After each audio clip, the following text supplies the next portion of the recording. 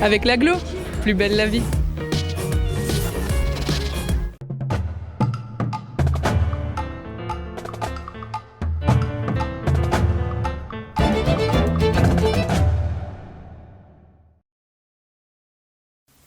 Bonjour à tous et bienvenue sur Mosaïque depuis le port de Vitrin. Aujourd'hui, la blague de Martine nous rend attentifs à un phénomène que l'on connaît bien en cette saison, le coup de soleil.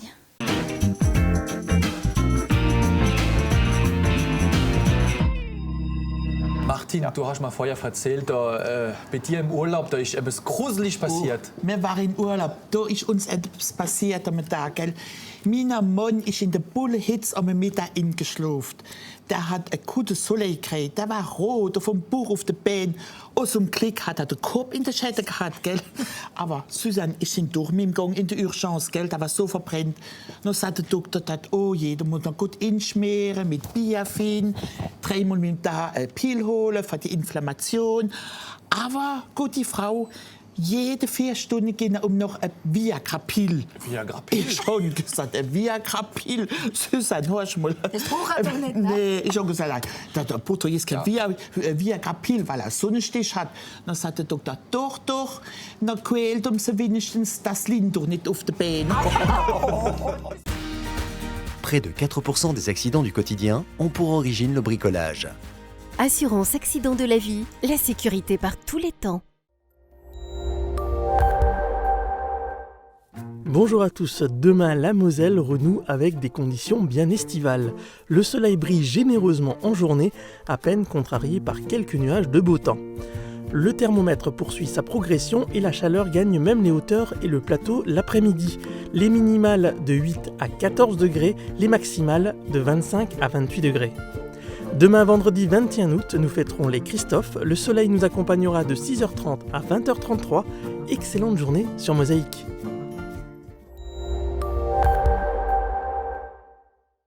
Je parraine un ami et tout le monde y gagne. Mon filleul, ma banque et moi. Au Crédit Mutuel, un client satisfait rayonne. Et à présent, petite histoire de pont. Avec la Blise, la Sarre et son canal qui traverse notre territoire, il y a de quoi vous raconter pas mal de petites choses sur les ponts et passerelles qui font parfois même office de passe-frontières.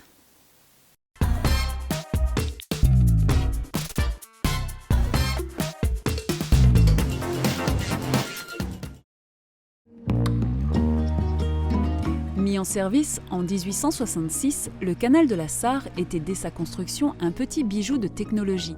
Le pont-canal que l'on admire aujourd'hui à Sarralbe était le premier exemplaire de ce système en France.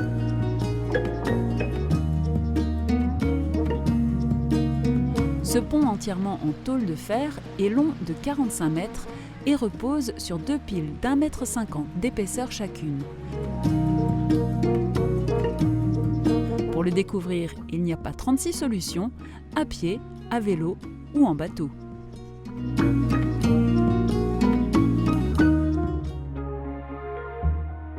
Il fut un temps où l'on ne traversait pas ici la Blise aussi facilement. Il y avait là un embarcadère et un bac permettait de faire la traversée plusieurs fois par jour dès 5 h du matin. Certains à Blies-Gerswiller et Blies-Schweyen ont encore connu le célèbre Hol Nickel, le Nicolas qui vient chercher. Il suffisait de crier « Hol » pour le voir arriver sur son bateau. Ce bac était beaucoup utilisé par la population lorraine au mois de mai pour le pèlerinage à Greffintal.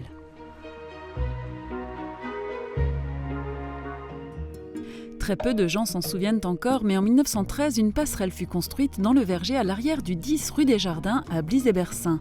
Elle était l'œuvre d'Edmond Vogelgesang, propriétaire de la maison et du dit verger. Elle reliait le banc de la commune de Blies-et-Bersin en Moselle annexé au banc de la commune allemande de Abkirchen. Une passerelle pour piétons soutenue par 18 vieux tonneaux à huile, d'où son nom, Die Fäserbrücke auf der Blies. Franchir la passerelle coûtait 5 pfennig, puis plus tard 10 pfennig. Cette passerelle fut-elle rentable? Nul ne le sait vraiment. Mais elle apporta sans doute une petite rentrée d'argent supplémentaire à son propriétaire. Le berceau de Bliesbruck est ici, rive droite de la Blise. Mais les édifices publics sont aujourd'hui rive gauche. parce que ce grand pont qui enjambe la rivière n'a pas toujours été aussi facile à traverser. Après la première évacuation en 1939, le pont est dynamité à l'instar de toutes les autres passerelles sur la Blise. Au retour, les habitants découvrent un pont de fortune qui souffrira encore des bombardements. Finalement, le 24 décembre 1944, les habitants évacuent le village une seconde fois avec armes et bagages et la traversée du pont est difficile. C'est peut-être pour cela que Bliesbruck s'est construit après la guerre, rive gauche de la Blise, les villageois craignant sans doute d'être un jour pris au piège du mauvais côté du pont. Un chemin de la liberté sur la Sarre, c'est tout un symbole. En décembre 1944, il n'était pas aussi aisé de traverser la rivière. La passerelle qui enjambe la Sarre depuis 15 ans rend particulièrement hommage aux soldats des 134e et 137 régiments d'infanterie US lancés dans la bataille de ces premiers jours de décembre.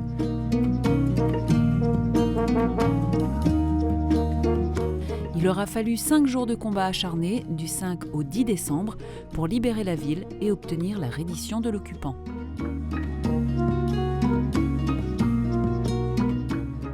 Un cadenas accroché sur un pont pour se dire qu'on s'aime, on connaît bien le phénomène sur le pont des Arts. Depuis quelque temps, la passerelle sur la Sarre est également devenue un lieu de rendez-vous pour les amoureux. L'origine de cette pratique reste floue mais viendrait des pays de l'Est. En 2008, elle apparaissait sur le pont des Arts à Paris et s'est étendue jusqu'à Sarreguemines. On ne sait pas quand est arrivé le premier cadenas sur la passerelle. 2 ans peut-être, d'après les dates que l'on peut lire sur certains d'entre eux. Dans quelques années, la passerelle, avec ses cadenas d'amour, sera peut-être un point d'intérêt touristique supplémentaire pour la cité faïencière. On retrouve à présent une nouvelle compilation de notre rubrique Tendance, mais cette fois-ci, ce sont les artistes qui nous ouvrent leur atelier. Corinne Marino, l'atelier de sculpture du musée de la Faïence, Solange Gac et Josepha nous font découvrir leur univers. Je sais où je commence, mais je ne sais jamais où je vais finir. Mes toiles font toujours d'abord un petit chemin dans ma tête où pendant des nuits complètes, j'avance dans ma tête, sur ma toile. Et quand je démarre, je vais démarrer sur ce que j'ai en tête. Mais la toile, au final, ne sera jamais ce que j'avais en tête au départ. Je peins en général la nuit, parce que c'est là que je suis à l'aise. Dans la journée, rien ne sort, donc je ne fais pas des choses très bien en journée. Et en général, je commence à me poser le soir vers 9h où je me sens bien, j'ai ce besoin de peindre.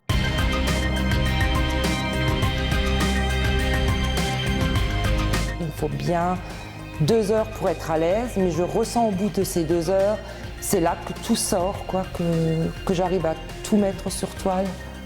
J'ai toujours aimé travailler sur du très grand.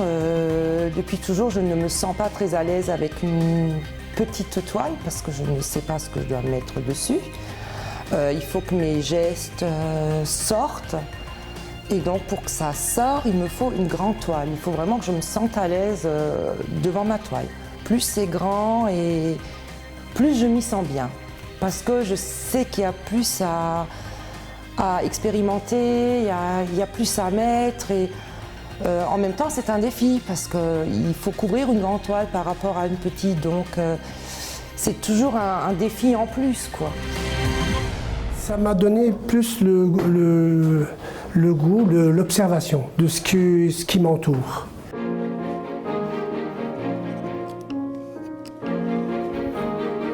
Nous sommes dans une partie des sous-sols du musée des Faïences de Sarreguemines. Et nous sommes un petit groupe, qui partage la même passion, la passion de sculpter et la passion de réaliser de belles choses.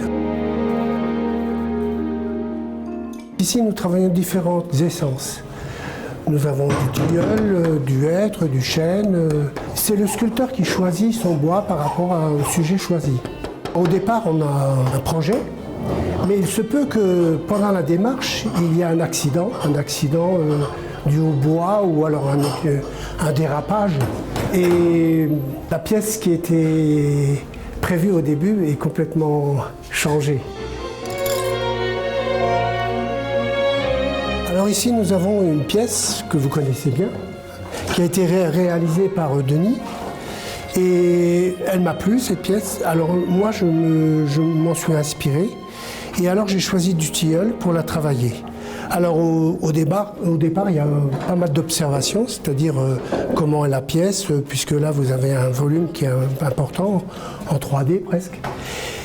Et puis alors ensuite, je vais étudier la pièce et je vais donc, comme vous constatez ici, marquer des points essentiels.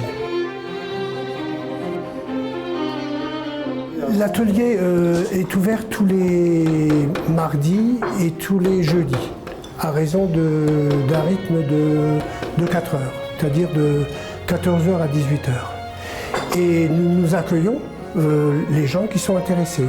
D'ailleurs, nous sommes un petit nombre et nous aurions plaisir à recruter des gens si ça les intéresse. Le dessin est bon. La peinture en soi, ça ne me fait pas peur. Mais il faut que le dessin soit juste.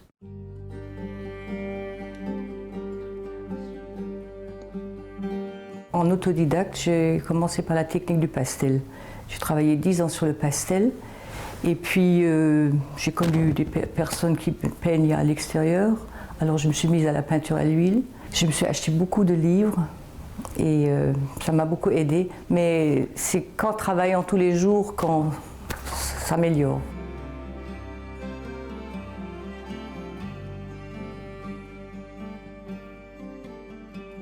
Alors pour commencer, la toile blanche, c'est vrai que c'est quelque chose parfois d'angoissant. Et je prends mon fusain, j'essaie de trouver un équilibre et puis la perspective qui est importante.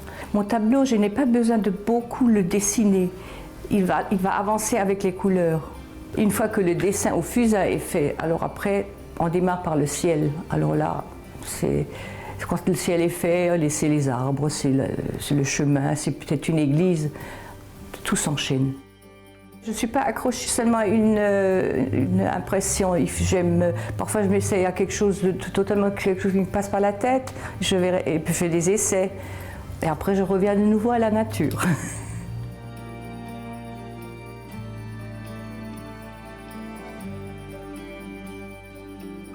La peinture, ça m'a beaucoup apporté. Psychologiquement, pour moi, là, ces derniers temps, je ne pouvais pas parce que j'ai énormément de travail, mais quand je peux peindre, je suis bien. C'est quelque chose de formidable, on va dire.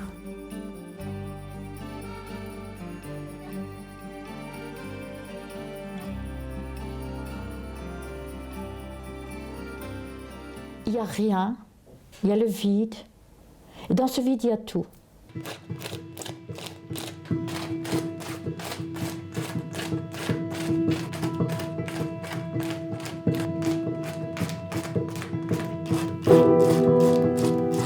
On a des moments où on ne peut même pas dire qu'on cherche. C'est comme si on trouvait tout, que tout était là, mais qu'on ne pouvait pas le voir. Hein, et qu'il suffisait de décanter un petit peu et tout d'un coup ça apparaît, c'est comme le noir qui apparaît sur le blanc, hein, ou de la lumière qui s'allume et ça s'éteint, mais on avait quelque chose. Donc c'est un jeu mental entre le visible et l'invisible. C'est pas qu'on peut dire que c'est quelque chose qui est continu, ça vient, ça part, de temps en temps, ah tiens il est encore là.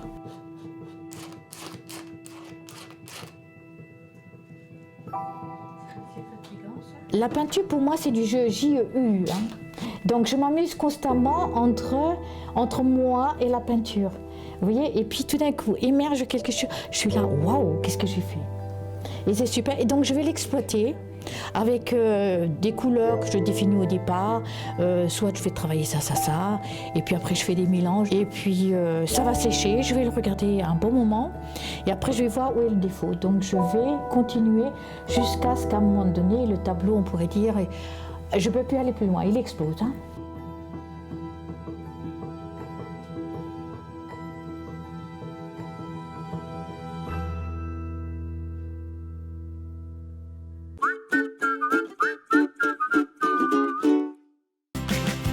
Pour une rentrée réussie, Majuscule Sarreguemines vous propose un très large choix de marques en papeterie et aussi en sac. Eastpak, Quicksilver, DDP, Tans. Et pour les jeunes branchés, Little Marcel, Astérix, Ben et Watibi. Des gammes complètes pour un vaste choix. Majuscule Sarreguemines, au bureau comme à la maison, à côté du Grand Frais. Et si, grâce à vous, le moulin de la Blise à Sarreguemines devenait le monument préféré des Français? Pour relever ce défi, il suffit de voter sur le site www.france2.fr, rubrique Monument préféré des Français pour le moulin de la Blise jusqu'au 18 août et de faire circuler l'appel sur le réseau Facebook. N'oubliez pas de mobiliser votre entourage. Rendez-vous au 19e Salon Bio-Nature à Rohrbach-les-Beach les 21, 22 et 23 août. Au programme, plus de 100 exposants, des conférences, des animations et un grand jeu.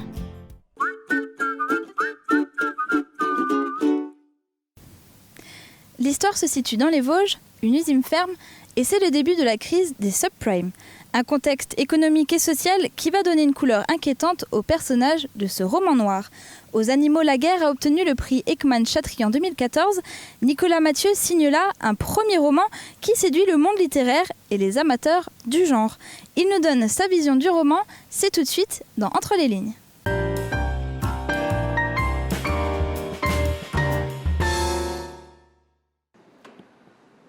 C'est rare, exceptionnel même. Jamais un premier roman n'a été récompensé par le prix Ekman-Chatrian, le Goncourt lorrain. Avec son roman Aux Animaux la guerre, Nicolas Mathieu entre par la grande porte dans le cercle littéraire. Il a passé 12 années à Paris, il a exercé des jobs aussi différents que journaliste, nègre, scénariste ou encore greffier dans des réunions de comités d'entreprise et surtout, il écrit. Nicolas Mathieu respire son époque en prise avec les gens et le réel. Sa préférence va au roman noir, au cinéma de Sauté et de René et aux séries TV, surtout The Sopranos. La pluralité de son regard et la qualité de son écriture augurent d'un bel avenir pour cet auteur plein de modestie. Il faut nuire à la bêtise en commençant par la sienne. Voici sa philosophie de vie à la croisée de Flaubert et de Nietzsche. Bonjour, c'est un roman noir, très noir, que je vous invite à découvrir aujourd'hui. Il a été salué par la critique, il a remporté le prix Ekman-Chatrian 2014 aux Animaux la guerre. Le titre évoque l'univers impitoyable d'une jungle et c'est bien dans une jungle sociale, où l'auteur nous entraîne. Là où il est question de survie, là où chaque jour il faut redessiner son horizon. J'ai le plaisir de recevoir Nicolas Mathieu, auteur du roman Aux Animaux la guerre. Bonjour Nicolas. Bonjour. C'est un premier roman et c'est un coup de maître. Alors, est-ce que vous vous attendiez à un tel succès ? Alors, un coup de maître, je ne sais pas. Non, je ne m'y attendais pas du tout. C'est un phénomène très spécial parce qu'on reste très longtemps dans sa chambre à écrire dans son coin. Puis un jour, le bouquin paraît, il y a des articles, après il y a des lecteurs. Puis le bouquin commence à mener sa vie et il gagne des prix. C'est très surprenant. J'étais très très loin de m'attendre à tout ce qui s'est produit depuis un an. Aux Animaux la guerre, d'où vous vient ce titre ? En fait, donc, c'est un livre qui prend pour toile de fond la crise de 2008. Et en relisant des fables de La Fontaine, il y en a une qui m'a paru très éclairante sur ce qui s'était produit, qui est les animaux malades de la peste. C'est dans celle-ci qu'on dit « tous ne mourraient pas, mais tous étaient frappés ». Et puis les incidences de la peste sont très différentes selon qu'on soit puissant ou misérable. Et la crise de 2008, c'était pareil. Ça avait commencé quelque part sur une île à Manhattan. Ça se poursuivait aux confins de la Picardie ou des Vosges. Et selon qu'on soit puissant ou misérable, votre sort n'était pas le même. L'histoire se situe dans les Vosges et un drame se noue là-bas sur fond de crise sociale. Mais finalement, cette histoire, elle démarre 45 années plus tôt en Algérie. Oui, en fait, je sais que ça peut paraître surprenant que ça commence là-bas, mais ce début, il avait plusieurs fonctions. Alors déjà, il y a une fonction dramaturgique, puisque ça commence par de l'action. Et dans un roman noir, un roman policier, il y a aussi une vocation à accrocher le lecteur. Et puis, c'est des moments ambigus moralement et historiquement, la guerre d'Algérie, où le partage entre les bons, les méchants est compliqué. Et c'est un peu pareil pendant la crise, où les braves types peuvent devenir des véritables salauds et inversement. Et puis, je voulais aussi montrer que parfois, en Europe, on est quand même très à l'abri dans nos petites vies quotidiennes. Eh bien, on peut être pris par l'histoire comme dans un raz-de-marée ou comme dans une rafle. Et ces ouvriers qui perdent leur job, c'est comme ces gens qui ont perdu leur pays à un moment donné. L'histoire arrive, l'événement se produit et on ne peut rien y faire. Et c'était aussi une manière de mettre ça en perspective. Alors, je l'explique comme ça et c'est peut-être pas toujours aussi clair dans le récit, mais c'est bien aussi que dans une histoire, il y ait plusieurs niveaux de compréhension selon les lecteurs et puis selon qu'on le lit ou qu'on le relit. Un personnage fait le trait d'union entre l'Algérie et les Vosges, c'est Pierre Duruy. Effectivement. Et en fait, Pierre Duruy, qui à un moment donné est un exécuteur de l'OAS et qui va que vous nommez l'organisation, finalement, vous ne dites jamais l'OAS. Non, parce que quand on écrit, c'est toujours compliqué de faire la part des choses entre le réalisme absolu, vraiment ancrer les choses, et puis donner juste assez de distance, assez d'air pour que l'imagination, la liberté du lecteur quand même puisse s'épanouir. Alors Pierre Duruy, pour en reprendre, c'est donc lui qui fait le trait d'union entre l'Algérie et les Vosges. Oui, Pierre Duruy, c'est un personnage ambigu justement qui a participé à la libération de la France en 1945, enfin en 1944, qui est un exécuteur de l'OS, qui à un moment s'est retrouvé dans les Vosges parce qu'il a fui l'Algérie comme c'est arrivé au Pied Noir à ce moment-là. Et en fait, c'est un personnage qui tout au long du récit passe d'un côté ou de l'autre de la morale selon les circonstances, selon ses intérêts. Et le roman noir, en dépit de son nom, c'est un roman du gris en fait, de l'ambiguïté morale. Et lui, Pierre, il porte ça en lui. C'est un roman noir, effectivement, qui fait non pas le procès de la société contemporaine, mais pour le moins, il s'en détache un constat d'échec. Alors il y a la crise, le chômage, le racisme, les jeunes aussi en perte de repères, avec le risque bien réel de tomber dans l'indélinquance, voire dans le crime organisé. Alors comment vous est venue l'idée de ce roman noir ? À un moment de ma vie, en 2007, j'essayais de devenir scénariste et comme je peinais à y parvenir, j'avais très très faim et j'ai trouvé un job alimentaire qui consistait à faire les procès-verbaux de réunions. Donc j'assistais à plein de réunions et je tapais ce qui se disait. Et notamment, c'est comme ça que je me suis retrouvé dans les comités d'entreprise au moment de la crise en 2008, la crise des subprimes, à couvrir des plans sociaux en fait. Donc d'un côté de la table il y avait la direction, de l'autre les employés, chacun avec des objectifs très antagonistes, et ça avait une force, une charge, et je me suis dit comment raconter ça sans être emmerdant, sans faire un pensum, sans faire trop de sociologie ou de morale. C'est là que l'idée d'un roman criminel m'est venue, accrocher le lecteur avec des histoires de flingues, de kidnapping, et en deçà, juste sous le texte, faire passer autre chose, de la sociologie, un portrait du monde, faire exister un univers qui est en train de finir. Les personnages de ce roman se prénomment Martel, Bruce, Jordan, Victoria ou encore Lydie, ni méchants ni gentils, ils rêvent tous de s'en sortir. Rita, la cinquantaine, est inspectrice du travail, fille d'immigrés espagnols, elle a toujours vécu ici, écoutez. Car Rita n'appartient pas à la race des vainqueurs. Elle le sait, elle ne s'en attriste plus. Autrefois, à la fac de droit, des jeunes filles du Felcote ont fouetté son orgueil. Rita guettait ces petites Françaises pimpantes dans les couloirs, avec leurs airs propriétaires et historiques, leurs manières douces, comme si elles ne savaient par avance que tout allait bien se passer. Rita a pu rêver d'appartements à moulures et de confort légitimé. Sa colère est peut-être née là, d'un mouvement d'humeur travesti en philosophie. Aujourd'hui, elle sait bien qu'elle ne sera jamais de ce monde des facilités, aux violences allusives et aux mois de assis. Sa mère a toujours travaillé, elle gagnait moins à la fin qu'au commencement, c'est tout dire. Quant à son père, il a passé sa vie dans les silos, finissant dans un poumon de métal, comme c'est l'usage une fois qu'on a respiré 30 ans de poussière de grain. Qu'elle le veuille ou non, Rita appartient à ce monde où les gens meurent au travail. Rita dit aussi qu'il y a ceux qui en sont et ceux qui n'en sont pas. Or, Rita fait partie de ceux qui n'en sont pas. Alors, elle veut aussi conjurer le sort et elle s'est mise en tête de sauver Victoria. Oui, Rita, elle tient son nom aussi de Sainte Rita, qui est la sainte patronne des causes perdues. Et en fait, dans le roman, c'est quand même le personnage peut-être le plus lumineux et qui recueille effectivement une jeune fille dont on apprend qu'elle est prostituée, qu'elle a été enlevée, etc. Elle, comme tous ces personnages, elle cherche à donner du sens à sa vie, à s'accrocher à quelque chose. Pour elle, c'est cette jeune fille qui va la faire se sentir plus vivante. Alors tous ces personnages ont ceci en commun, c'est qu'en fait ils sont prisonniers de leurs conditions, comme une tare qui se transmettrait de génération en génération. C'est un roman fataliste. On se dit, mais qu'aurait-il pu faire d'autre ? C'est pas un roman fataliste, ça, moi je le vois plutôt comme un roman réaliste.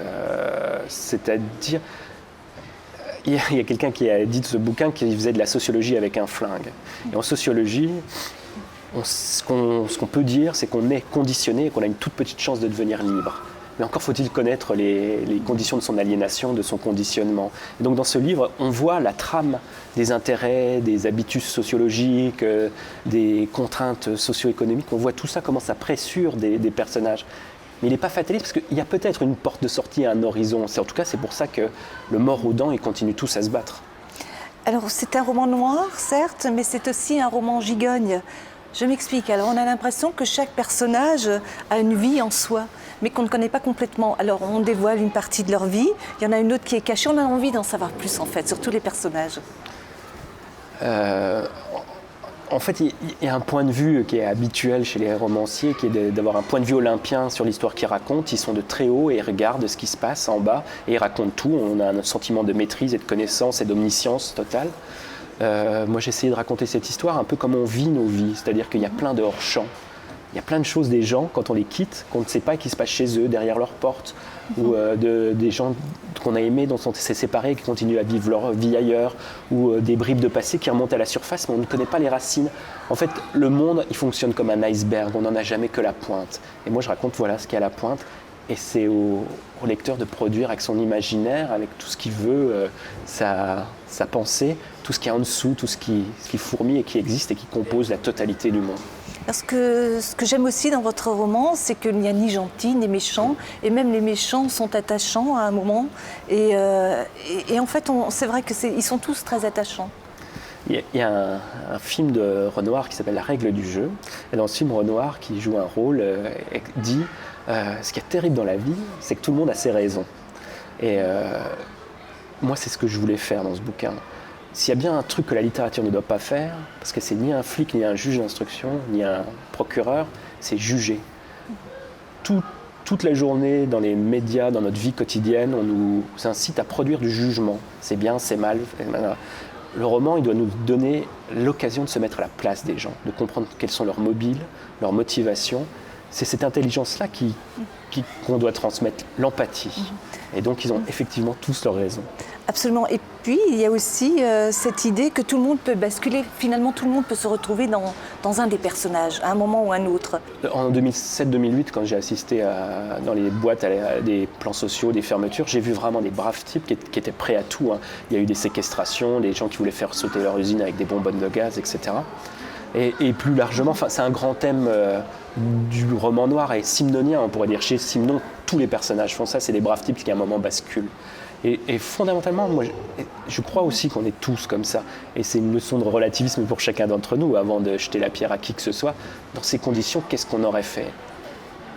Pendant l'occupation, je ne suis pas sûr que j'aurais été un résistant. Je ne suis pas sûr non plus que j'aurais été un collaborateur, mais qu'est-ce qu'on aurait fait, quoi ? Et voilà, c'est bien de se mettre à la place des autres.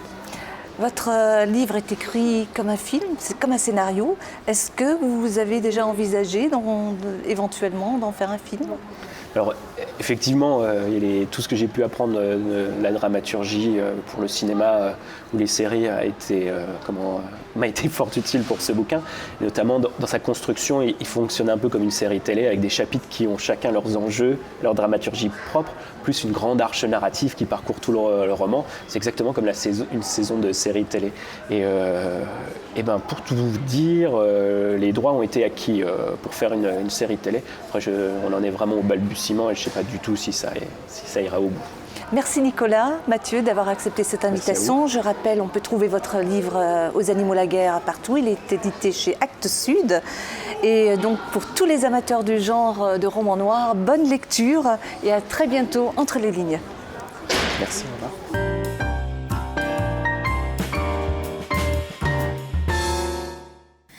Et si vous voulez sortir ce week-end, ne manquez pas le Festival international d'orgue de Barbarie. Il y aura à nouveau plus de 30 tourneurs avec beaucoup d'animations. À retenir notamment le spectacle de music hall du samedi soir au casino à ne surtout pas manquer. Très bonne journée à tous, à bientôt.